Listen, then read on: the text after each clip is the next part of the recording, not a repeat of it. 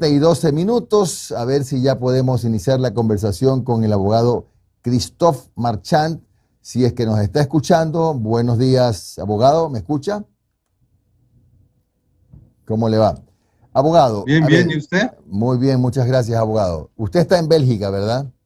Sí, en Bruselas, sí. Perfecto. A ver, mire, queremos hacer lo más didáctica posible esta entrevista para que las personas que nos ven y nos oyen tengamos todos claro la situación jurídica en la que está en este momento el expresidente Correa.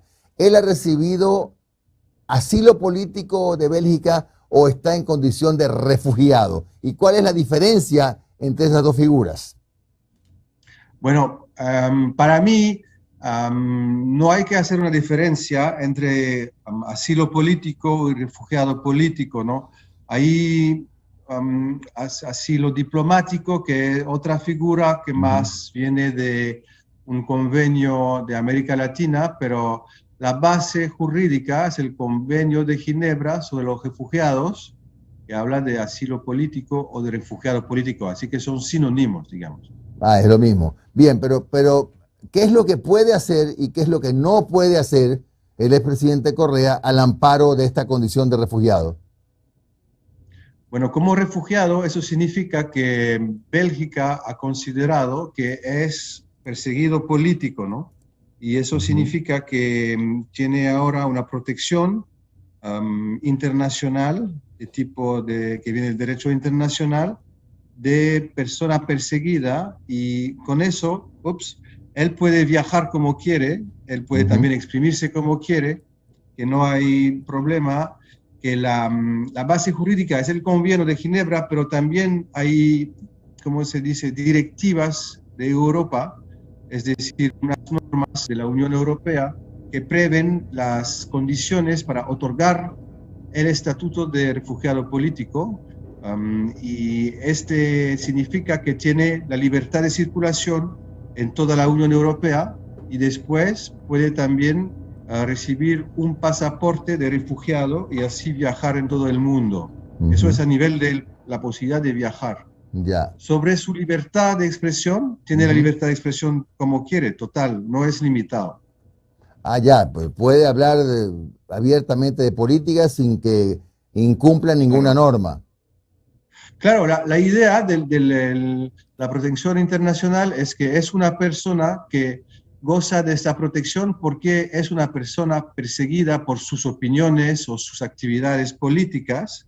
En el caso de Rafael Correa, es lo que ha decidido la instancia independiente, es que ha perseguido a nivel de juicios, ¿no?, de persecución penal, que son con motivación política, y así que cuando alguno goza de esta protección por su propia actividad política, es claro que puede seguir con esta actividad política. La idea es de proteger a la persona que puede así seguir su actividad política. Ya, a ver, le hago una consulta.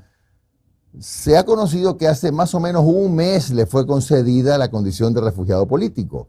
¿Por qué un mes después, justamente pocos minutos después de que el presidente de la Corte Suprema, ¿cómo que se llama ahora? La Corte Nacional de Justicia, como le cambian nombre cada rato, de la Corte Nacional, se pronunció y dijo que estaba suscribiendo el convenio, el pedido de extradición? A los pocos minutos resulta que muestran el documento que dice, momentito, él es refugiado político. ¿Por qué durante ese mes no se conocía ese documento? Bueno, el trámite es decir, la demanda para el asilo político, para ser refugiado político, se introdujo en 2018. Es decir, que hubo un trabajo de 3 años y medio de discusión, de reuniones.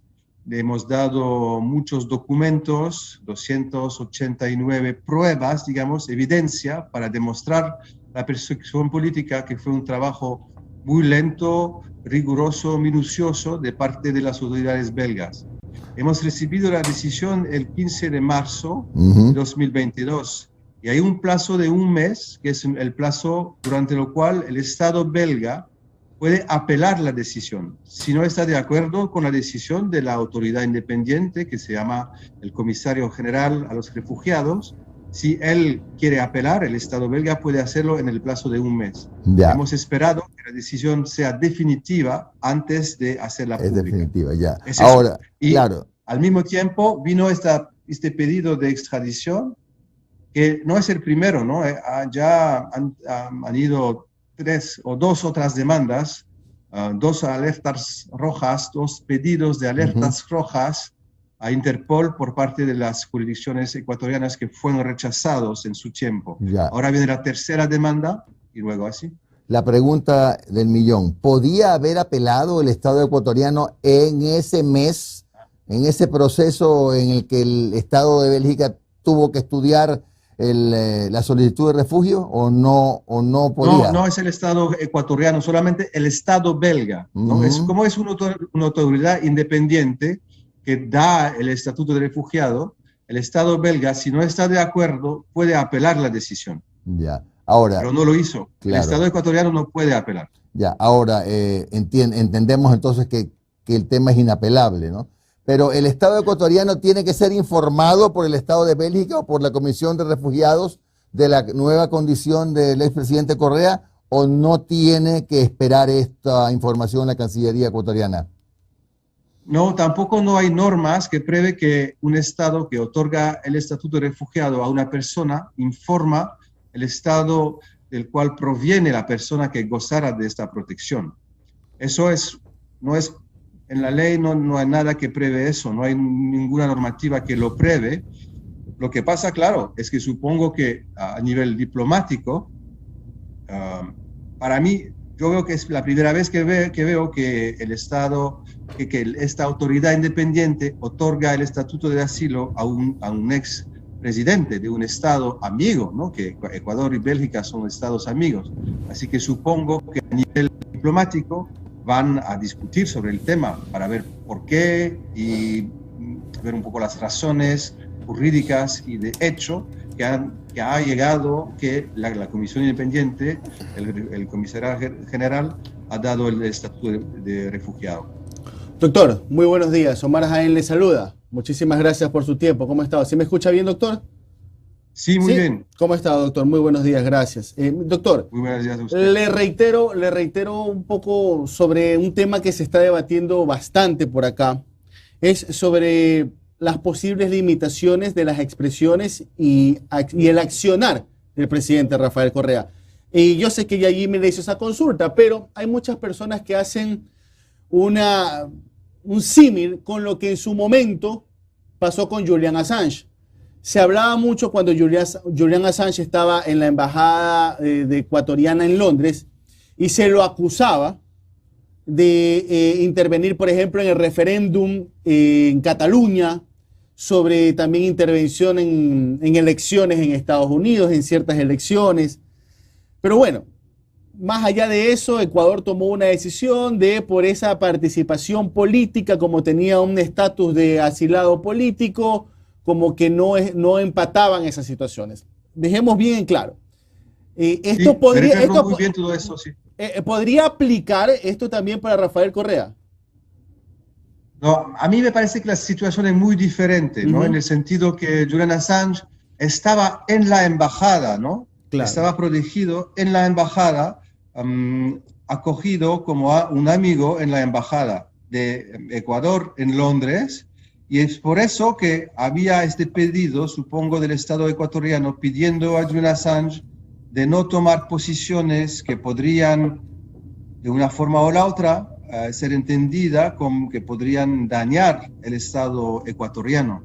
La situación del presidente Correa es totalmente diferente porque es un hombre libre, ¿no? Que puede viajar en todo el mundo, salvo en Ecuador, y que no está como en una embajada de un país gozando de una protección especial, porque se sabía que Julian Assange había un orden de detención en contra de él y que por eso estaba en la embajada, protegido por el Estado ecuatoriano.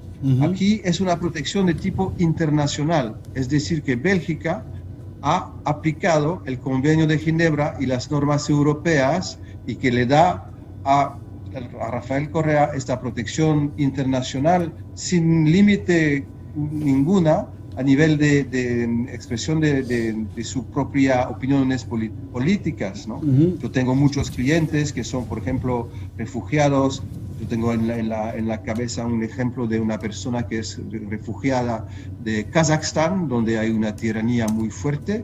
Esta persona es un opositora al Estado kazaj, a la tiranía kazaj, y sigue haciendo su trabajo político. Abogado. Eso, como lo he dicho, es como la esencia, ¿no? de la protección internacional, es que la persona está protegida por su actividad política. Claro, ahora, abogado, una pregunta de cajón. ¿Puede algún país del mundo, voy a poner solamente como ejemplo, Brasil, que tiene un régimen absolutamente opuesto, distante de las ideas políticas del expresidente Correa, prohibir la entrada de Correa a ese país, o su condición de refugiado hace que esa prohibición no surta efectos legales? Bueno, eso es un poder de un Estado, ¿no? Un Estado, salvo en la Unión Europea, donde goza de la libertad de circulación, porque hay este estatuto otorgado por Bélgica, pero en el mundo, de manera general, cada Estado puede impedir a una persona de entrar si no quiere que esta persona entrara en su territorio.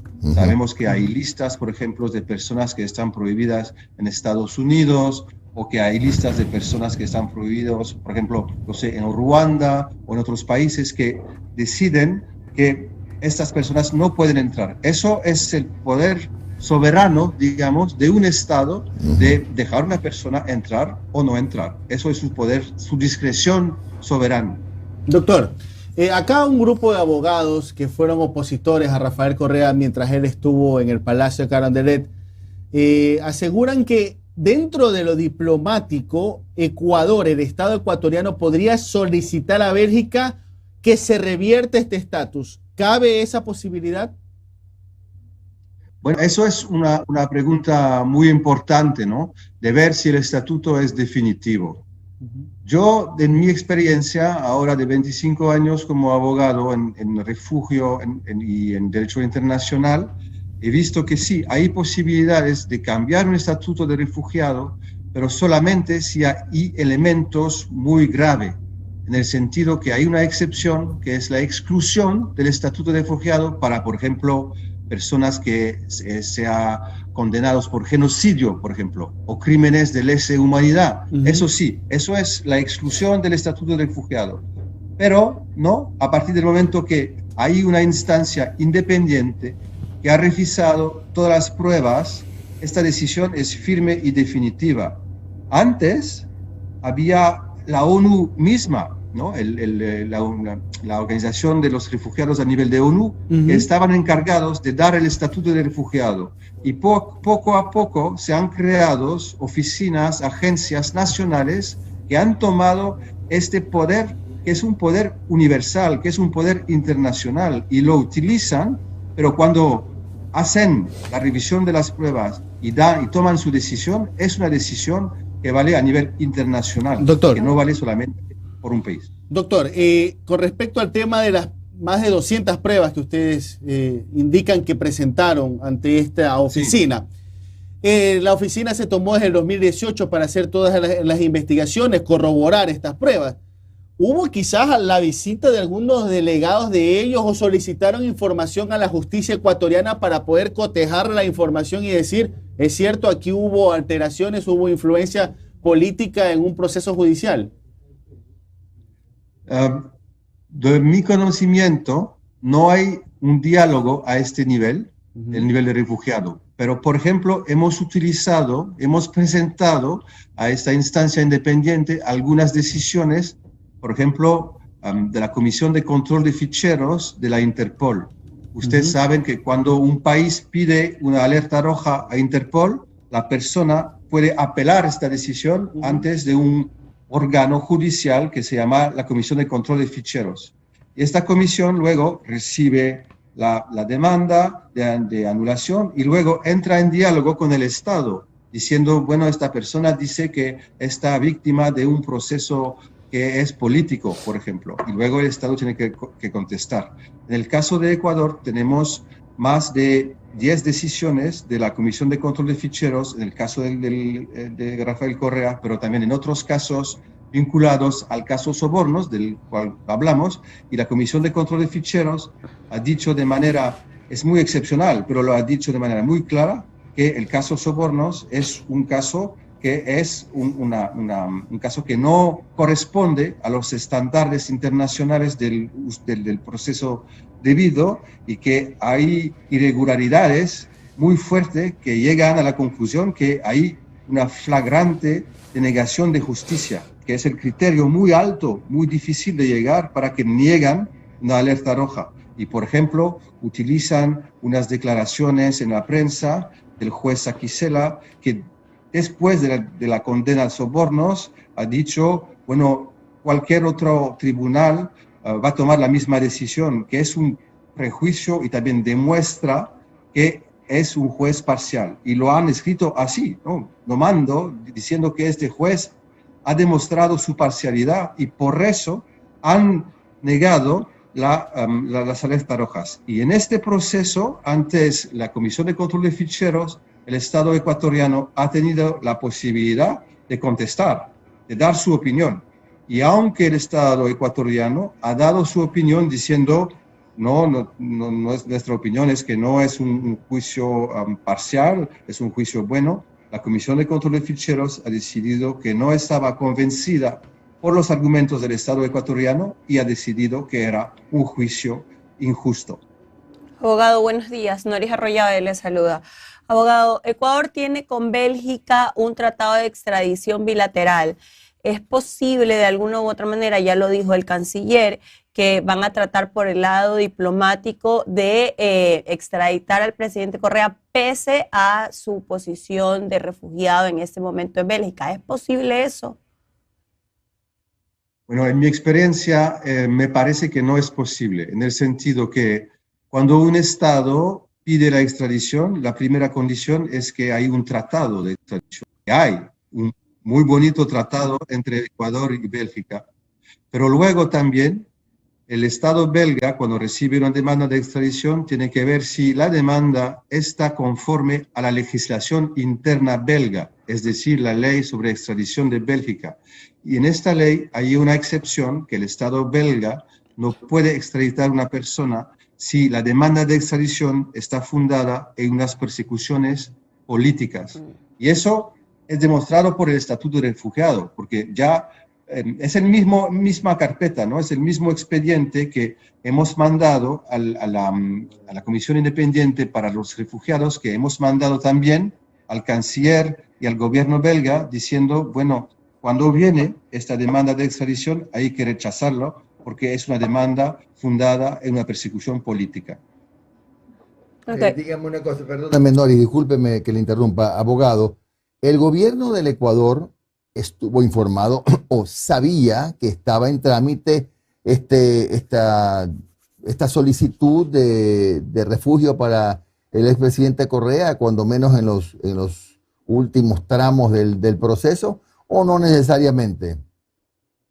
No necesariamente, en el sentido que eso es un principio de confidencialidad, ¿no? Cuando una persona pide el asilo en contra de su estado, de donde proviene, el estado que recibe esta demanda no puede pedir o hablar o comunicar con el estado que persigue, ¿no? Porque si no hay un riesgo que eso puede dañar a esta persona o sus familiares, porque hacer un pedido de refugiado es una cosa que puede dañar a un Estado, porque, bueno, ahora estamos en la situación en la cual Ecuador está visto como un Estado en la cual la justicia no es independiente, la justicia es parcial, la justicia actúa por razones políticas, que es muy serio, ¿no? Que es una acusación muy seria basada en una investigación muy minuciosa de esta comisión independiente. Así que en este trámite normalmente queda la confidencialidad, es decir, que el Estado que recibe una demanda de refugiado por una persona no va a hablar, discutir con el Estado de lo cual proviene la persona que pide el refugio. Abogado, el refugio que tiene en este momento el expresidente Correa en Bélgica, ¿tiene un tiempo, una vigencia? ¿Se renueva cada cuánto tiempo más o menos? ¿Cuál es el proceso? Bueno, ahora, como tiene este estatuto de refugiado, el paso siguiente, según el convenio de Ginebra, es que, bueno, la persona normalmente tiene un acceso también a la nacionalidad del país que ha dado el estatuto de refugiado después de algunos años. Eso es una posibilidad que podría pedir la nacionalidad belga. Luego, lo que ocurre, por ejemplo, en situaciones donde hay un conflicto armado muy fuerte y que hay personas que son refugiados en otros países, cuando para el conflicto armado, luego la persona, bueno, puede regresar a su país. En la situación de Ecuador, eso significaría que cuando para la persecución política, cuando se cambian los juicios, cuando se cambian las condenas, por ejemplo, si hay unas revisiones o por nuevos elementos o porque hubo unas decisiones internacionales que dicen que las decisiones ecuatorianas no son justas, eso puede llegar que en un momento la persona podría regresar a Ecuador, sí. Bien, muchas gracias al abogado Christophe Marchand, coordinador de la defensa del expresidente Rafael Correa. Que tenga usted un buen día y muy amable. Muchas gracias a ustedes. Muy amable. Bueno, esa era la idea de ser lo más didáctico posible en esta entrevista para entender cuál es el manejo de esta figura, ¿no? Entonces el gobierno del Ecuador va a seguir esperando porque Bélgica no tiene la obligación de informarle cosas que tienen que ver con el proceso pues, del refugio, ¿no? Bueno, 7:34, ¿le parece si llamamos a una pausa o tiene usted?